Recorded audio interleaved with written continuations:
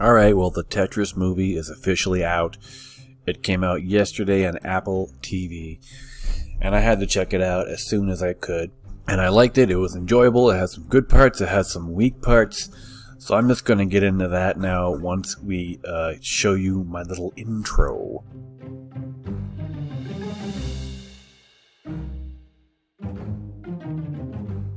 So don't forget to like and subscribe. So this review, first off, this isn't an adaptation in any way of the game, which I guess when I first heard they were doing a Tetris movie, I thought like that.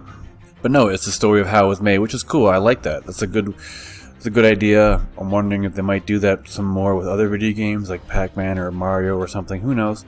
And I mean, it was good. It wasn't great. There were lots of parts that I thought were just kind of really very tropey, very unoriginal.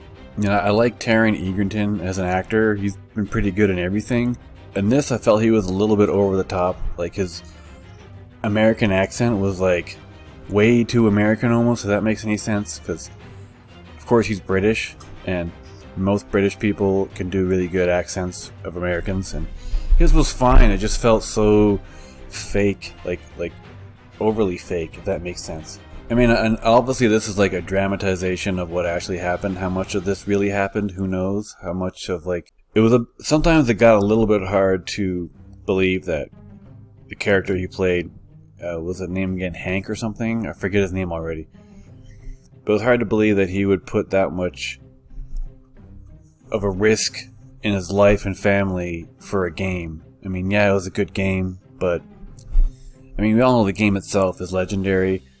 I'm sure you probably played it. I've played it on phones and Game Boys and all different types of things. And yeah, putting it with Game Boy was pretty perfect. And every now and then, those little digitized thing they were doing during the game, I kind of liked. Not bad. But yeah, there were moments where I just felt that that character was like, it was a stretch to believe that he would really go this far to risk everything, risk his entire family, his home, for this game. I mean, again, I don't know how much of this is true at all, really, but I don't know. It was a bit over the top for Taron's character sometimes. His acting just felt so false a lot, and it was hard to almost connect to him, to a character, just because of how overly fake American he was being. Like, he didn't really feel genuine, even though in the movie he's supposed to be, and people are supposed to trust him and like him. But it was hard to believe him as a character sometimes.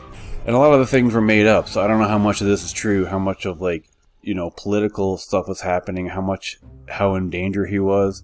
There was a lot of scenes of just business talk that kind of went on a little bit too long, like of just these different businesses. Mirrorsoft was one of them. I'm not sure if Mirrorsoft was a real company, but it was ran by these two British people, who I guess are real people in real life. They are real people, because they end the movie with a little bit of like a tag of what happened to these people in real life.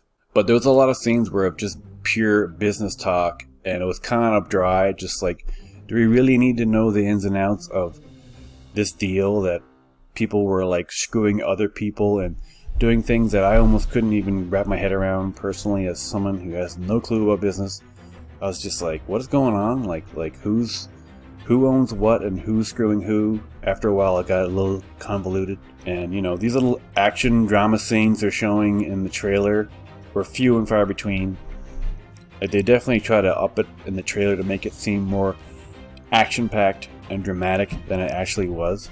But it was a good movie. I mean, I enjoyed it overall. It got a little silly in some parts and a little tropey and little, like, so many convenient things, you know, like he would walk in somewhere to an office to find someone he needs to talk to, and then the exact person he needs to talk to just happens to walk by, and they're like, oh hey, and then other people would be around in that same office that needed to be there just conveniently. Too many convenient spots just to make the story work properly, and it felt a little weak on that end, and sometimes with the writing and just making everything fit together like Tetris pieces. But, you know, seeing a movie about the building of a hugely popular game is cool. I like that. Like, I want to see more movies like this, where it's like about how a really big game got made or got brought to wherever. Like, this is about how the game started in Russia and then came to North America. I did enjoy it. Taron Egerton was good, but a little over the top in sometimes. And the story was hard to believe at some points as well, but overall an enjoyable movie. And if you have Apple TV Plus, check it out for sure. Just was a little bit of a stretch in some points and got a little bit long in the tooth in some spots. Could have been a little bit shorter, but it was a nice movie. I enjoyed it, and I hope they make some more movies about the making of popular games, because this is a cool way. This is another way that the video game genre can expand and not just do adaptations, but do, like, you know, biopics about how certain games got made. Like a biopic for Shigeru Miyamoto would be really cool, you know, the Nintendo guy, or how he created Mario and Donkey Kong. That would be a great movie. I would watch that. So hopefully this is showing what could come potentially for other video game bio movies in the future. So yeah, if you liked the movie and you saw it, let me know. Give me any comments, give me your feedback. If you like movies like this, if you want to see more movies, if you enjoy this, let me know. Comment below, like and subscribe.